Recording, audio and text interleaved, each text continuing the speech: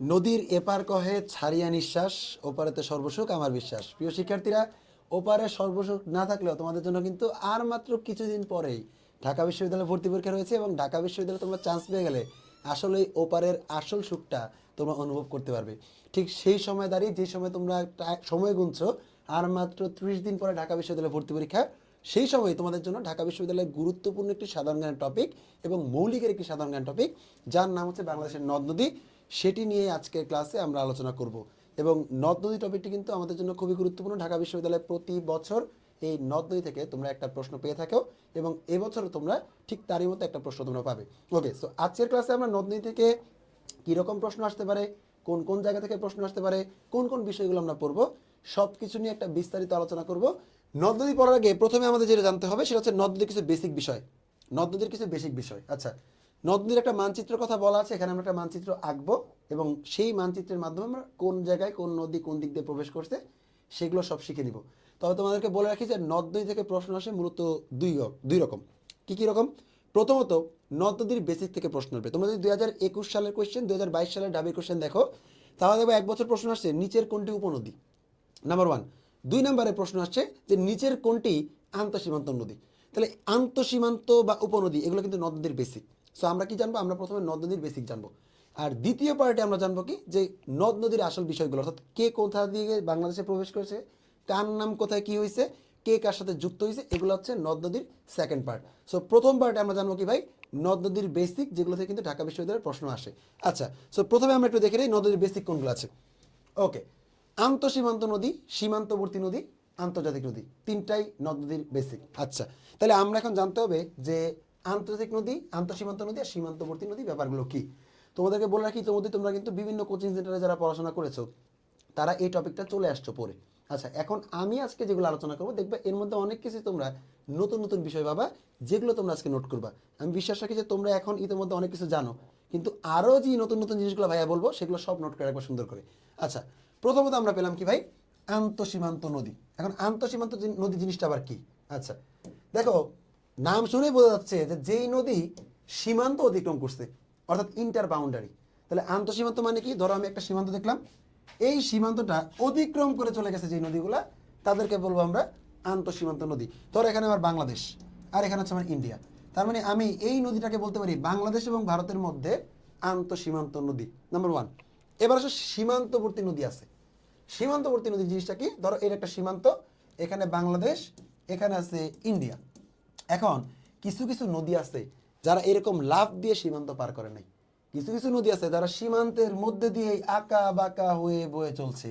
তাহলে ভাই, যে নদীটা সীমান্তের মধ্যে দিয়ে বয়ে চলতেছে, এই নদীকে তুমি আন্তঃসীমান্ত নদী বলার আগে বলতে হবে এটা সীমান্তের মধ্যে দিয়ে হাঁটছে, তার মানে এটা হচ্ছে সীমান্তবর্তী নদী। তার মানে আমার মনে হয় আন্তঃসীমান্ত নদী তোমাদেরকে বোঝাতে পারছি যেটা সীমান্ত লাফ দিয়ে অতিক্রম করে, আর সীমান্তবর্তী নদী হচ্ছে যেটা সীমান্তের মধ্যে দিয়ে বয়ে চলে।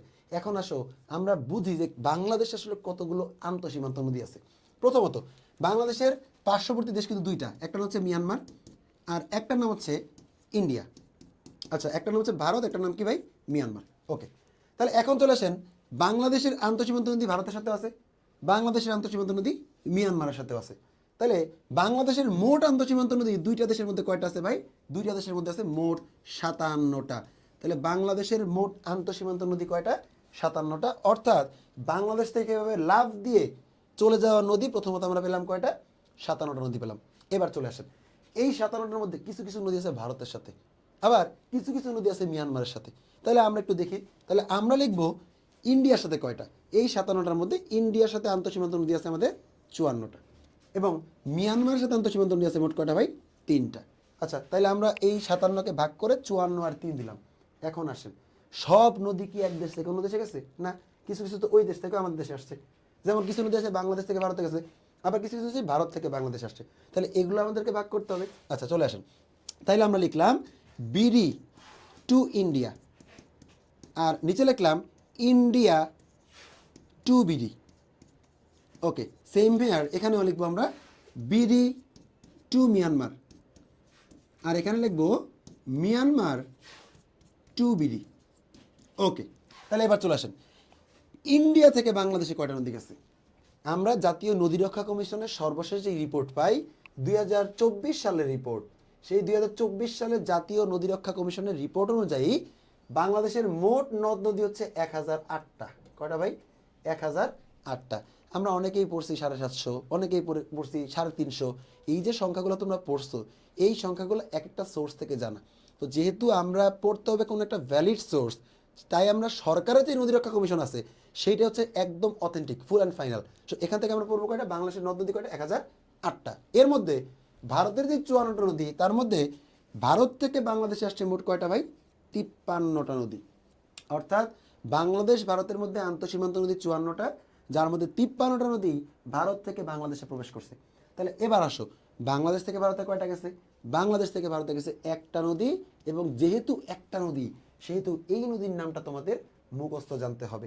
কারণ 54টা তো ভাই, 53টা তো আমরা মুখস্থ করতে পারবো না, কিন্তু একটা আমরা মুখস্থ করতে পারবো। তাহলে এই প্রশ্ন চলে আসে যে নিচের কোন নদীটি বাংলাদেশ থেকে ভারতে গেছে, প্রশ্ন আসতেই পারে। তাহলে সেই ক্ষেত্রে আমরা মনে রাখবো এই একটা নদী যেটা বাংলাদেশ থেকে ভারতে গেছে তার নাম হচ্ছে কুলিক নদী। কি নদী ভাই?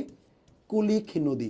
আর মনে রাখবা এই কুলিক নদীটা হচ্ছে ঠাকুরগাঁ জেলার। তাহলে কুলিক নদীটা কোন জেলায়? কুলিক নদীটা হচ্ছে ঠাকুরগাঁও জেলা। তাহলে আমরা পড়ে নিলাম বাংলাদেশ থেকে ভারতে প্রবেশকারী নদী একটা, যার নাম হচ্ছে কুলিক, এবং এই কুলিক নদীটা হচ্ছে ঠাকুরগাঁওয়ে। ক্লিয়ার? আচ্ছা, এবার চলে আসো আমরা মিয়ানমারের সাথে বাংলাদেশের কাহিনী দেখি। মিয়ানমার থেকে বাংলাদেশে কয়টা নদী গেছে, বা বাংলাদেশ থেকে মিয়ানমারে কয়টা নদী আসছে, এর আগে আমাদের জানতে হবে যে বাংলাদেশ এবং মিয়ানমারের মধ্যে আন্তঃসীমান্ত নদী কয়টা। আমরা আগেই দেখছি 3টা। ভাই 3টা সংখ্যা কি তুমি মুখস্থ করতে পারবা না? তাহলে যদি তুমি মুখস্থ করতেই পারো তাহলে তুমি মুখস্থ করে নাও। এমন তো আসতে পারে যে মিয়ানমার আর বাংলাদেশের মধ্যে আন্তঃসীমান্ত নদী কোনগুলা? 3টা তো আমি মুখস্থ করতে পারবো, তাহলে 3টা আমার মুখস্থ করতে হবে। মনে রাখবা এই 3টা নদী হচ্ছে সাঙ্গু, নাফ এবং মাতামুহুরি। তাইলে আমরা পড়ে নিলাম কি? বাংলাদেশ এবং মিয়ানমার মধ্যে আন্তঃসীমান্ত নদী হচ্ছে 3টা, সাঙ্গু, নাফ এবং মাতামুহুরি। আচ্ছা, এটা আমরা জানলাম। এখন তো আমাদের আরেকটা জিনিস বের করতে হবে যে বাংলাদেশ থেকে মিয়ানমারে কয়টা গেছে আর মিয়ানমার থেকে বাংলাদেশে কয়টা আসছে। আচ্ছা, এই ক্ষেত্রে তোমাদেরকে আমি বলে রাখি যে মিয়ানমার থেকে বাংলাদেশে যেই নদীটা একদম পরিষ্কারভাবে চলে আসছে তার নাম হচ্ছে নাফ নদী। বাংলাদেশ মিয়ানমারের সীমান্তবর্তী নদী নাফ নদী।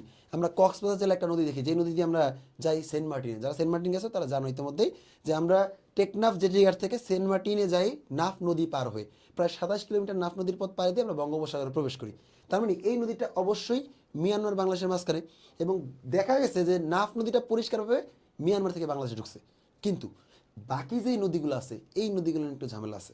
এখন এই নদীগুলোর মধ্যে কোনটা যে বাংলাদেশের থেকে মিয়ানমারে গেছে আর মিয়ানমার থেকে বাংলাদেশ আসছে এইটা জানা দুষ্কর।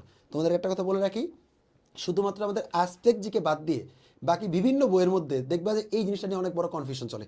কিছু কিছু জায়গার মধ্যে দেওয়া থাকে যে সাঙ্গু এবং মাতামুহুরি, কিছু কিছু মধ্যে থাকে নাফ এবং মাতামুহুরি, কিছু কিছু মধ্যে আছে নাফ এবং সাঙ্গু, এরকম দেওয়া থাকে। তো আমরা আজকের ক্লাসে ক্লিয়ার করবো যে আসলে বাংলাদেশ থেকে মিয়ানমারে কোন নদীটা গেছে। ওকে, চলে আসো প্রথমে একটা নদীর কথা বলি, যে নদীটার নাম হচ্ছে সাঙ্গু। আচ্ছা, যেহেতু আমাদের কালার চেঞ্জ হয়ে গেছে আমি একটা কালার চেঞ্জ করে নিই, সাঙ্গু নদী। আচ্ছা, আর ঝামেলা হচ্ছে কারে নিয়ে? ঝামেলা হচ্ছে মাতামুহুরিকে নিয়ে। মাতামুহুরি, কারণ নাফ তো আমরা ক্লিয়ার করে দিয়েছি নাফ যে মিয়ানমার থেকে বাংলাদেশে আসছে। ওকে, এই সাঙ্গু নদীটাকে বলা হয় কি যে বাংলাদেশেই উৎপত্তি বাংলাদেশেই শেষ, এরকম নদী কোনটা? তখন আমরা দুইটা নদীর নাম পাই, একটা হচ্ছে সাঙ্গু এবং একটা হচ্ছে হালদা। সাঙ্গু এবং হালদা। তাহলে এই সাঙ্গু এবং হালদা যেহেতু বাংলাদেশেই উৎপত্তি বাংলাদেশেই শেষের মধ্যে আছে, আবার বাংলাদেশ মিয়ানমারের আন্তঃসীমান্ত নদীর মধ্যে এর নামটা আছে, তার মানে বোঝা যাচ্ছে যে এইটা কোনো একভাবে মিয়ানমারের মধ্যে গিয়া আবার একবার ব্যাক করছে বাংলাদেশে। ঘটনাটা কি হয়েছে আমি তোমাদেরকে বলি। ঘটনা হচ্ছে বাংলাদেশের পূর্বাঞ্চলের মানচিত্র দিয়ে আমি এমন দেখি যে এরকম এরকম। তাহলে সেই জায়গায় দেখবা কি যে সাঙ্গু নদীর জন্ম হয়েছে বাংলাদেশের মধ্যে। এই নদী কি করছে? মিয়ানমারের মধ্যে গেছে, যাই আবার বাংলাদেশে ঢুকছে। ঢুকার পরে কি করছে? কর্ণফুলী নদীর সাথে মিলে একদম বঙ্গোপসাগরে পড়ছে। তাহলে বাংলাদেশের উৎপত্তি বাংলাদেশের শেষ, এই নদীটাকে কি আমরা বলতে পারি না? অবশ্যই সাঙ্গু বাংলাদেশে উৎপত্তি হয়েছে, বাংলাদেশে শেষ হয়েছে, কিন্তু মাঝখান দিয়ে কাজটা কি করছে দেখো, মাঝখান দিয়ে এই নদীটা টুপোস্ট করে মিয়ানমারের মধ্যে ঘুরে আসছে। তাহলে এই নদীটা কি বাংলাদেশ থেকে মিয়ানমারে বের হলো না একবার? তাহলে যদি আমি বলি বাংলাদেশ থেকে মিয়ানমারে প্রবেশকারী নদী কোনটা, আমি কি সাঙ্গুর নাম বলতে পারি কি পারি না? আমি অবশ্যই বাংলাদেশ থেকে মিয়ানমারে প্রবেশকারী নদী সাঙ্গু বলতে পারি। তাহলে সাঙ্গুকে আমি ধরে নিলাম কি বাংলাদেশ থেকে মিয়ানমারে গেছে। এবার আসো মাতামুহুরি নদীকে নিয়ে। এই মাতামুহুরি নদী নিয়ে ঝামেলা আছে যে মাতামুহুরি নদী উৎপন্ন হয়েছে লামায়, বান্দরবানের লামা আছে না, লামা। এই লামা একটা পর্বত আছে যার নাম হচ্ছে মাইভার পর্বত। কি পর্বত ভাই? মাইভার পর্বতে। আচ্ছা, এখন যেহেতু বলছে মাতামুহুরি লামার, বান্দরবানের লামার মাইভার পর্বতে উৎপত্তি হয়েছে, তার জন্য অনেকেই মনে করে এটা বাংলাদেশ থেকে মিয়ানমারে প্রবেশকারী একটা নদী। কিন্তু তোমাদেরকে বলে রাখি, তোমরা যারা জাফলং গেছো তারা অনেকেই দেখছো যে জাফলং যাওয়ার সময় আমরা অনেকগুলো ঝর্ণা দেখতে পাই। সেই ঝর্ণাগুলো কেমন? সেই ঝর্ণাগুলো হচ্ছে পানি আসতেছে বাংলাদেশের মধ্যে, কিন্তু ঝর্ণার উৎপত্তি স্থল পড়ছে ভারতের মধ্যে, এখান দিয়ে বর্ডার। দেখা যাচ্ছে ভারতের মানুষজন ঝর্ণায় গোসল করতেছে ইচ্ছা মতো, ওই ঝর্ণা দিয়ে যে পানি বেরিয়েছে ওই পানি আস্তে আস্তে আস্তে আস্তে আমাদের যেই জাফলংয়ের যেই খোয়াই নদী, মানে যে নদীটা আমরা গোসল করি, যে পাথরের নদীটা, ওই নদীটা আমাদের এখান দিয়ে চলে আসছে। তাহলে এই ক্ষেত্রে এই নদীটা বাংলাদেশে পড়লেও নদীর উৎপত্তি স্থল কই পড়ছে? ভারতে পড়ছে। ঠিক একইভাবে লামার যে মাইভার পর্বত, এই মাইভার পর্বতেই অবস্থিত বা উৎপত্তি স্থল হচ্ছে মাতামুহুরি নদীর। আর এই মাইভার পর্বতটা এমন জায়গায় অবস্থিত যেই পর্বতের এমন করে চলে গেছে বর্ডার, অর্থাৎ এইটা পড়ছে বাংলাদেশ সীমান্ত আর এটা পড়ছে মিয়ানমার সীমান্ত। যার কারণে নদীতে উৎপত্তি হচ্ছে পর্বতের একদম শীর্ষ চূড়া থেকে ঝর্ণার মাধ্যমে, উৎপত্তি স্থলটা পড়ে গেছে মিয়ানমারে আর নদীটা ঢুকছে বাংলাদেশের মধ্যে। তাহলে সহজ হিসাবে এই নদীকে কি তুমি কোনোভাবে বাংলাদেশ থেকে মিয়ানমারে প্রবেশ বলতে পারো? তোমাকে বলতে হবে এটা মিয়ানমার থেকে বাংলাদেশে ঢুকছে। দ্যাটস ওয়াই আমরা মাতামুহুরিকে বলবো মিয়ানমার থেকে বাংলাদেশে প্রবেশ করা একটা নদী। তাহলে আমরা চলে আসি, আমরা কি করব, আমরা লিখে দিব যে এখানে কি লিখবো, আমরা এখানে নাফের পাশে লিখবো মাতামুহুরি, মাতামুহুরি। তাহলে মিয়ানমার থেকে বাংলাদেশে প্রবেশকারী নদী আমরা পেলাম দুইটা, নাফ এবং মাতামুহুরি। আর বাংলাদেশ থেকে মিয়ানমারে প্রবেশকারী নদী পেয়েছি আমরা একটা, যার নাম হচ্ছে সাঙ্গু। ক্লিয়ার? তাহলে আন্তঃসীমান্ত নদীর হিসাব কি সবার কাছে ক্লিয়ার হয়েছে ভাইয়ারা? আপনারা সবাই একটু বলেন তো, আন্তঃসীমান্ত নদীর হিসাব কি আপনাদের কাছে ক্লিয়ার হয়েছে নাকি? সবাই একটু কমেন্ট করে জানান যে ভাই আন্তঃসীমান্ত নদী আমাদের কাছে ক্লিয়ার। ওকে, আন্তঃসীমান্ত নদী যে ক্লিয়ার হয়েছে সবাই একটু বলেন। শাবাশ, অনেকেই খুবই খুবই সুন্দর করে অ্যান্সার দিচ্ছে ক্লাসের মধ্যে, এবং ক্লাসে অনেক শিক্ষার্থী চলে আসছে। সো আপনারা যেটা করবেন, ক্লাসটাকে অবশ্যই শেয়ার দিয়ে রাখবেন, ঠিক আছে? কারণ অনেক গুরুত্বপূর্ণ একটা টপিক হচ্ছে নদ নদী, এবং নদ নদী থেকে প্রতি বছর ঢাবিতে প্রশ্ন থাকে, এই প্রশ্নগুলোই নদ নদী থেকে আসবে। সেক্ষেত্রে আপনি শেয়ার দিয়ে রাখেন, শেয়ার দিয়ে রাখলে আপনি পরবর্তীতে ক্লাসটা করতে পারবেন। কারণ ভাই এত পড়া মনে থাকবে না, আপনি যখনই ভুলবেন তখনই ক্লাসটা একবার 2x স্পিড দিয়ে করে নেবেন, তাহলে এটা আপনার জন্য একটা লাভ করবেন, ঠিক আছে? ওকে, সো আমরা তাহলে এটা ক্লিয়ার তো নাকি ভাইয়ারা? ক্লিয়ার, সবাই বলতেছে clear, thank you thank you thank you. এবার চলে আসলে আমরা বলবো সীমান্তবর্তী নদী। তাহলে সীমান্তবর্তী নদী আমরা প্রথমেই পড়ছি সীমান্তের মধ্যে দিয়ে কি করতেছে, বয়ে চলতেছে। আচ্ছা, এইরকম বয়ে চলা নদী বাংলাদেশ আছে মোট কয়টা জানেন? বাংলাদেশ আছে মোট 3টা। তাহলে সীমান্তবর্তী নদী আমরা কয়টা পাইলাম? সীমান্তবর্তী নদী আমরা পাইলাম কয়টা ভাই? 3টা। সীমান্তবর্তী নদী আমরা পাইলাম 3টি। এই 3টি হচ্ছে সীমান্তবর্তী নদী। আচ্ছা, তাহলে এবার চলে আসেন এই 3টা নদী কি কি। 3টা নদীর মধ্যেও যেহেতু বাংলাদেশের দুই পাশ, মানে 3 পাশ দিয়ে 2টা দেশ রয়েছে, একটার নাম ইন্ডিয়া, একটার নাম মিয়ানমার। তাহলে মনে রাখতে হবে যে সীমান্তবর্তী নদী আমাদের 2টা দেশের সাথেই থাকবে, মিয়ানমারের সাথে থাকবে, ভারতের সাথে থাকবে, একেবারেই স্বাভাবিক। তাহলে এবার চলে আসেন আমরা একটু দেখি যে কোন দেশের সাথে বাংলাদেশের কয়টা সীমান্তবর্তী নদী আছে। ওকে, সীমান্তবর্তী নদীর হিসাবে আসলাম আসলাম বাংলাদেশ প্লাস ইন্ডিয়া, এবং India plus, sorry, Bangladesh plus India দিলাম না, বাংলাদেশ প্লাস মিয়ানমার দিই, বাংলাদেশ প্লাস মিয়ানমার। ওকে, মনে রাখবেন এই 3টা সীমান্তবর্তী নদীর মাঝখানে বাংলাদেশ এবং ভারতের সাথে সীমান্তবর্তী নদী হচ্ছে 2টা, আর বাংলাদেশ মায়ানমারের মধ্যে সীমান্তবর্তী নদী হচ্ছে একটা। এখন তারা কারা? মনে রাখবেন বাংলাদেশ এবং ভারতের মধ্যে যে সীমান্তবর্তী নদী, মানে সীমান্ত দিয়ে চলে গেছে এভাবে বাংলাদেশ ভারতের সীমান্ত দিয়ে, তার মধ্যে একটা নদীর নাম হচ্ছে ফেনী নদী, ফেনী নদী, আর আরেকটার নাম হচ্ছে হারিয়াভাঙ্গা নদী। কি নদী ভাই? হারিয়াভাঙ্গা নদী। তাহলে একটা পেলাম ফেনী, আর একটা নাম হচ্ছে হারিয়াভাঙ্গা, হারিয়াভাঙ্গা। ঠিক একইভাবে বাংলাদেশ মিয়ানমারের মধ্যে যে সীমান্তবর্তী নদী 2টা রয়েছে, তার মধ্যে একটার নাম হচ্ছে নাফ নদী। সীমান্তবর্তী নদী হচ্ছে নাফ। আমরা মোট 3টা নদীর নাম পেয়ে গেলাম। তার মানে বাংলাদেশের সীমান্তবর্তী নদী হচ্ছে 3টা, 2টা ইন্ডিয়ার সাথে, একটা মিয়ানমারের সাথে। 2টা নদীর নাম হচ্ছে ফেনী এবং হারিয়াভাঙ্গা, একটা নাম হচ্ছে নাফ। আচ্ছা, এখন আসেন এই যে নদীগুলো আছে, এই নদীগুলার ফেনী আর হারিয়াভাঙ্গা কোন দিক দিয়ে বাংলাদেশ ভারতের মাঝখান দিয়ে গেছে জানতে তো হওয়া উচিত। তাহলে মনে রাখবেন ফেনী নদীটা গেছে বাংলাদেশের পূর্বাঞ্চল দিয়ে। কোন দিক দিয়ে ভাই? পূর্বাঞ্চল দিয়ে, মানে পূর্ব দিক দিয়ে। এবং পূর্ব দিকে যে জেলাটা আছে সেই জেলার নাম হচ্ছে ফেনী জেলা। ফেনী জেলার মধ্যে অবস্থিত হচ্ছে ফেনী নদী। তার মানে মনে রাখবেন ফেনী নদী বাংলাদেশ ভারতকে বিভক্ত করছে পূর্বাঞ্চল দিয়ে, এবং কোন জেলার নদী? ফেনী জেলার নদী। আর হারিয়াভাঙ্গা নদী বাংলাদেশ ভারতকে বিভক্ত করছে পশ্চিমাঞ্চল দিয়ে, পশ্চিমাঞ্চল দিয়ে, এবং এই নদীটা হচ্ছে সাতক্ষীরা জেলার একটা নদী। কোন জেলার নদী? সাতক্ষীরা জেলার নদী। আচ্ছা, আমরা তাহলে পাইলাম হারিয়াভাঙ্গা সাতক্ষীরা, আর সাতক্ষীরা যেহেতু পশ্চিমে, তার মানে পশ্চিম দিক দিয়ে এই নদীটা গেছে। আর ফেনী নদী ফেনী জেলায়, যেহেতু ফেনী জেলা পূর্বাঞ্চলে মানে পূর্বর দিকে, তাহলে পূর্বাঞ্চল দিয়ে এই নদীটা গেছে। পরীক্ষায় প্রশ্ন আসলো যে বাংলাদেশ ভারতের বিভক্তকারী নদী নিচের কোনটি?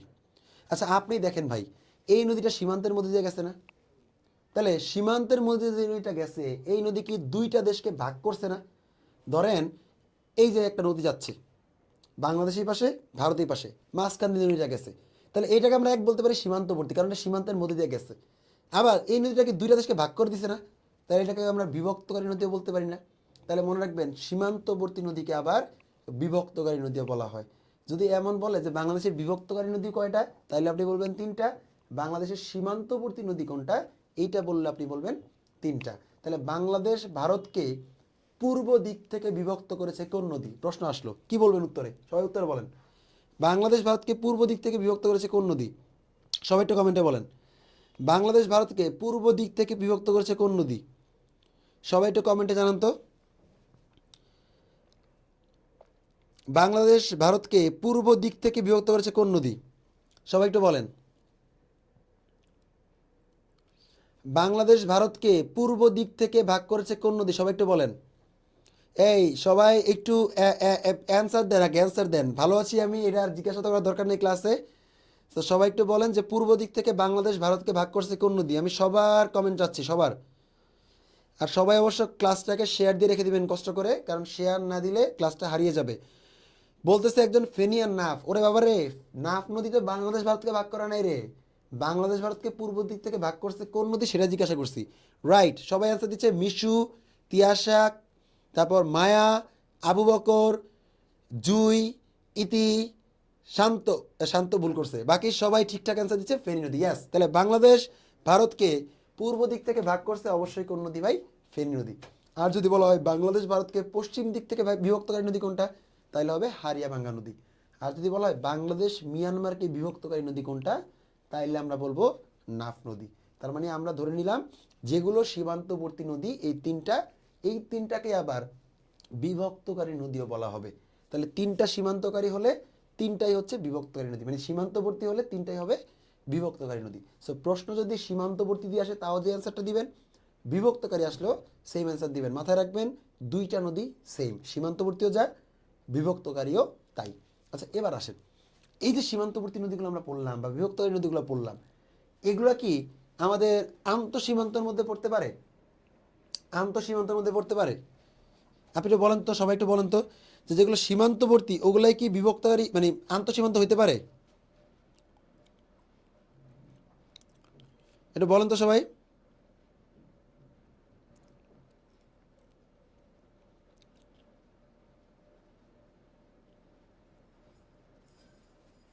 সবাই একটু বলেন তো, যে যেগুলো সীমান্তবর্তী বা বিভক্তকারী ওগুলাই কি আন্তঃসীমান্ত হইতে পারে?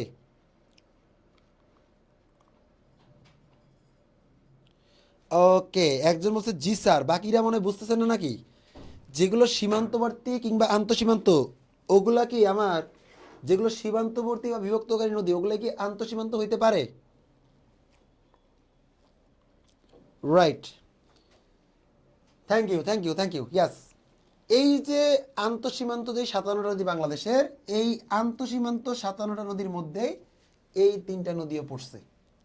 তার মানে মনে রাখবেন যেগুলো বিভক্তকারী নদী, যেগুলো সীমান্তবর্তী নদী ওগুলো কিন্তু কাইন্ড অফ আন্তঃসীমান্ত নদীও।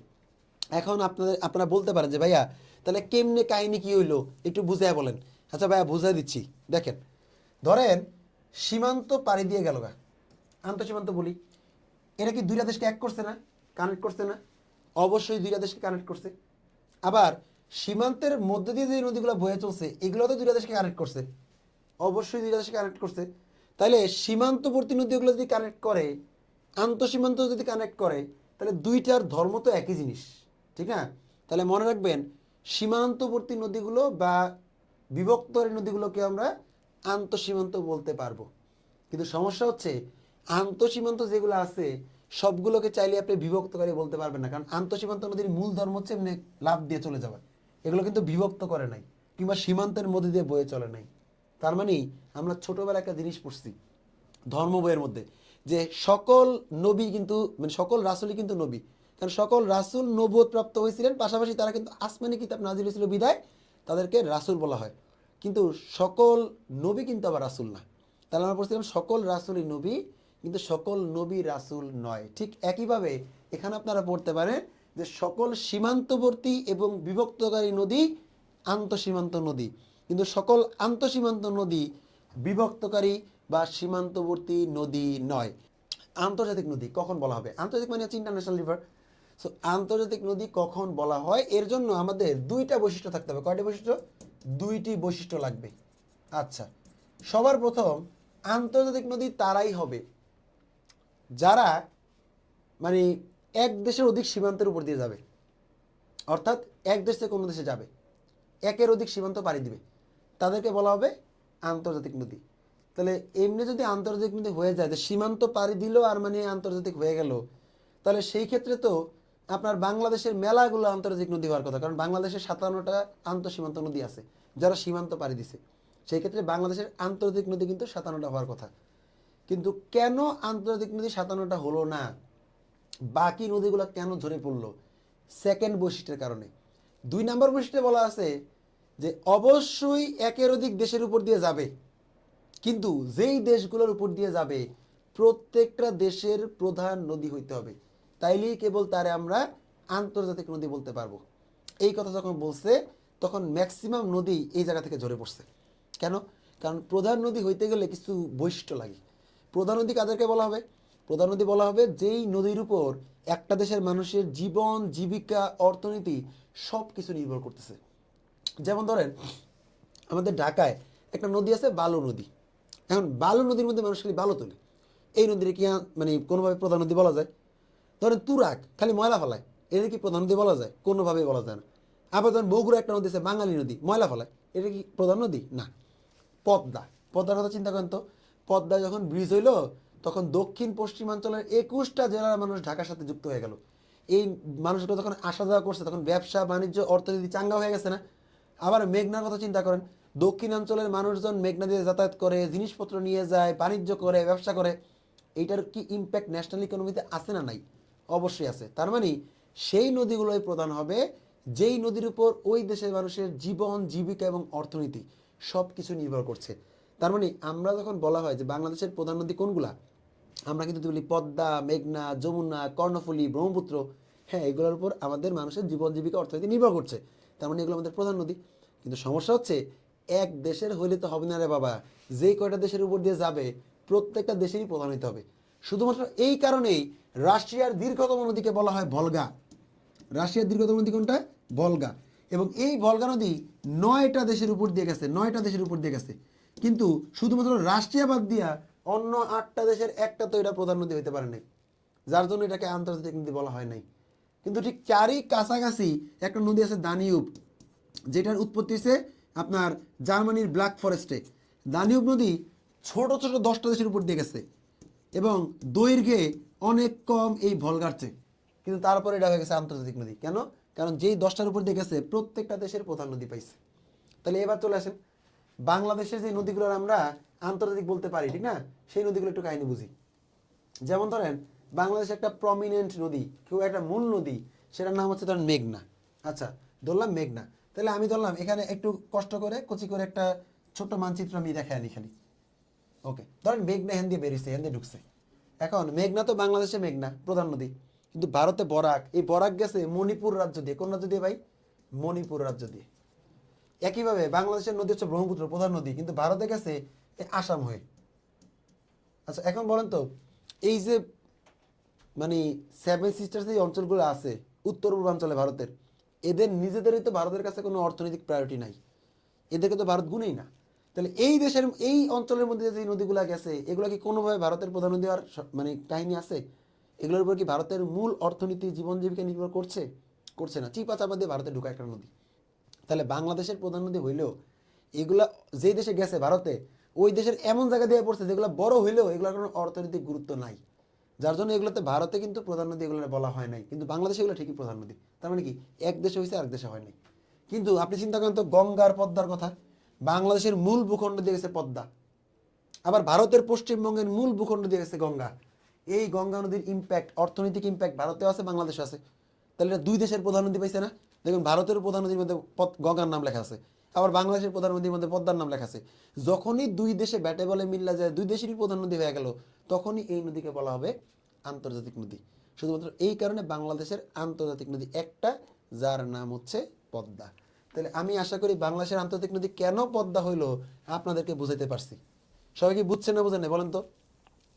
বাংলাদেশের আন্তর্জাতিক নদী কেন পদ্মা হয়েছে এটা কি আপনারা সবাই বুঝতে পারছেন? তাহলে এখানে কনসেপ্টগুলো সব ক্লিয়ার হয়ে গেলাম। এরপরে দেখি আমাদের এরপর আছে কি উপনদী, শাখা নদী, নদী শিখস্তি, নদী পয়স্তি। আচ্ছা, প্রথমে আমরা সেই উপনদী শাখা নদী, কারণ উপনদী শাখা নদী কি জিনিস আমাদের এটা জানতে হবে। ওকে, ধরেন এইটা একটা মূল নদী, এটা কি নদী? এটা একটা মূল নদী। এখন এই মূল নদীতে দেখবেন উজান থেকে অনেক নদী এসে মূল নদীতে টাচ করছে। উজান থেকে অনেক নদী এসে মূল নদীটা কি করে ভাই? টাচ করে। এই যে মূল নদীতে টাচ করলো অনেকগুলো নদী এসে, এই নদীগুলা উজান থেকে যেহেতু আসছে, এরা কি পানি নিয়ে আসছে না? অবশ্যই এরা পানি নিয়ে আসছে। এখন মূল নদীতে পড়ার সময় এরা কি পানি দিবে নাকি মূল নদী থেকে আর উল্টা পানি নিবে? এরা মূল নদীতে অবশ্যই পানি দিতে বাধ্য, এছাড়া কোনো উপায় নেই। তাহলে যেই নদীগুলো উজান থেকে আসে অর্থাৎ মূল নদীতে পতিত হয় তাদেরকেই বলা হয় উপনদী। তার মানে পানি দেয় উপনদী। প্রশ্ন আসছিল 2022 সালে ঢাকা বিশ্ববিদ্যালয়ে, মূল নদীতে পতিত হওয়া নদীকে কি বলা হয়? উপনদী। তাহলে আমরা উপনদী কাকে বলা হয় জেনে নিলাম। তাহলে লেখেন পানি দেয় উপনদী, পতিত হয় উপনদী। আর লেখেন উজান থেকে আসে উপনদী, উজান থেকে আসে উপনদী। তাহলে উপনদীর তিনটা বৈশিষ্ট্য আমরা জেনে নিলাম। যেহেতু ঢাবিতে আসছে যে মূল নদীতে পতিত হওয়া নদীকে কি বলা হয়, তাই আপনাদের বাকি দুটা বৈশিষ্ট্য শিখিয়ে দিলাম, এগুলো থেকে প্রশ্ন সাজানো দিতে পারেন। মূল নদী অনেক সময় প্রবাহিত হওয়ার সময় ছোট ছোট অনেক নদীর তৈরি হয় মূল নদী থেকে। আচ্ছা, এই যে ছোট ছোট নদী যে মূল নদী থেকে তৈরি হইলো, এদের কি পানি দেওয়ার ক্ষমতা আছে? এরা তো তৈরি হয়েছে নিচ থেকে, তাহলে এরা পানি দিতে পারবে না। এরা চাইলে কি করতে পারে? পানি নিতে পারবে। আচ্ছা, যখন এরা পানি নিবে তখন কি এরা পতিত হইলো না সৃষ্টি হইলো? অবশ্যই এরা সৃষ্টি হয়েছে। আর এরা কি উজান থেকে আসছে না ভাটির দিকে যায়? এরা কি উজান থেকে আসছে? না, উজান থেকে আসে নাই, গেছে ভাটির দিকে। তাহলে মনে রাখবেন, যেই নদী পানি নেয়, যেই নদী সৃষ্টি হয়, যেই নদী ভাটির দিকে যায় তাদেরকে বলা হয় শাখা নদী। তার মানে মনে রাখবেন, পানি নেয়, পানি নেয় শাখা নদী। মনে রাখবেন, সৃষ্টি হয় শাখা নদী। আর মনে রাখবেন, ভাটির দিকে যায়, ভাটির দিকে যায় শাখা নদী। ক্লিয়ার? তার মানে আমরা পাইলাম পানি নিলে, পানি দিলে উপনদী, পানি দিলে শাখা নদী, পতিত হইলে উপনদী, সৃষ্টি হইলে শাখা নদী, উদান থেকে আসলে উপনদী, ভাটিতে গেলে শাখা নদী। এগুলো হচ্ছে উপনদী এবং শাখা নদী। পরবর্তী মানচিত্র পড়ার সময় আমরা দেখবো যে কোনগুলো উপনদী কোনগুলো শাখা নদী, দেখে নিব। ওকে, সো এবার আসে নদী শিকস্তি আর নদী পয়স্তি। এই দুইটা জিনিস কি? শিকস্তি আর পয়স্তি এগুলো আবার কি? আচ্ছা, ধরেন একটা নদী যাচ্ছে, একটা নদী যাচ্ছে। এখন এই নদীটা যাচ্ছে, নদীর পানি আসতেছে না? তাহলে পানি যখন আসবে এই পানি পাড়ে আঘাত করবে না? অবশ্যই আঘাত করবে। যখন পাড়ে আঘাত করে তখন এই পাড় কি করে? ভেঙে যায়। এটা কি করে ভাই? ভেঙে যায়, ভেঙে যায়। এই যে ভেঙে গেল, এই ভেঙে যাওয়ার ফলে কি হইলো? এই অঞ্চলে যে মানুষজন ছিল, এই মানুষজন কি হয়েছে? এদের বাড়িঘর সব হারায় গেছে, স্বাভাবিক। নদীর তীরবর্তী এলাকায় গেলে দেখবেন অনেক মানুষ বলে, বা চরের এলাকায় গেলে অনেক মানুষ দেখবেন বলবে যে আমাদের নদীর ওই কোনায় বাড়ি ছিল, ভেঙে গেছে, আমরা চরে এসে উঠছি। ঠিক আছে? তাহলে এই যে মানুষজনের বাড়ি যে ভেঙে গেল, যাদের ভেঙে গেল তারা হচ্ছে নদী শিকস্তি। অর্থাৎ নদী ভাঙনের ফলে যাদের বাড়িঘর ভেঙে যায় তারা হচ্ছে নদী শিকস্তি। তার মানে যাদের ভাঙে তারা হচ্ছে শিকস্তি, যাদের ভাঙে তারা শিকস্তি। আবার এটা ভাববেন না যে যাদের হৃদয় ভাঙে, অনেকের নাকি আপনাদের আবার হৃদয় ভাঙে, তো হৃদয় কিন্তু কারো ভাঙতে পারে না, মনে রাখবেন। হৃদয় এমন একটা জিনিস যার ভাঙে তারা মনে করেন যে গুলি করবেন। হৃদয় আবার কেমনে ভাঙে ভাই? অনেকে দেখা যায় একটা, ও আমাকে কষ্ট দিচ্ছে ওর জন্য আমার হৃদয় ভেঙে গেছে, এরকম বলে যে আল্লাহ ও আমার মানে একজন মানুষ বলে একজন হৃদয় ভেঙে দেয়, কত বড় আহাম্মক একটা কথাবার্তা। তো মনে রাখবেন কেউ কারোর জন্য কেউ হৃদয় ভাঙেনও নয়। আর হৃদয় ভাঙা খুবই খারাপ জিনিস। এই হৃদয় একমাত্র ভাঙতে পারে অনন্ত জলিল, ভিতর থেকে হার্ট বাইক করে দেখা দেয় যে তোমার জন্য আমার হৃদয় দেখাইলাম। সো হৃদয় ভাঙা ভাঙা যায় না, এগুলো আবেগের কথাবার্তা, যে কইবার থাবড়াবেন আর যে কইতে নিব ওরে থাবড়াবেন, ঠিক আছে? সো হৃদয় ভাঙতে পারে না, বাড়িঘর ভাঙতে পারে। যাদের বাড়িঘর ভাঙে নদী ভাঙনের ফলে তারা হচ্ছে নদী শিকস্তি। তাহলে লেখেন যাদের ভাঙে, যাদের ভাঙে তার মানে কি, যাদের মন ভাঙে না, যাদের বাড়ি ঘর ভাঙে তারা হচ্ছে নদী শিকস্তি, নদী শিকস্তি।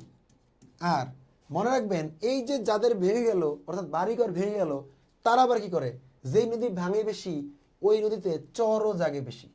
যখন নদীতে চর জেগে ওঠে তখন এরাই আবার ওখানে যে বসবাস শুরু করে। তাহলে নদীতে চর জেগে ওঠার ফলে যারা বসবাস শুরু করে তাদেরকে বলা হয় নদী শিকস্তি। অর্থাৎ যাদের গড়ে, যাদের গড়ে তারা হচ্ছে নদী পয়স্তি, নদী পয়স্তি। তাহলে যাদের ভাঙে তারা শিকস্তি, যাদের গড়ে তারা পয়স্তি। এইটা হচ্ছে নদী শিকস্তি, নদী পয়স্তি। ক্লিয়ার সবার কাছে? সবার কাছে ক্লিয়ার?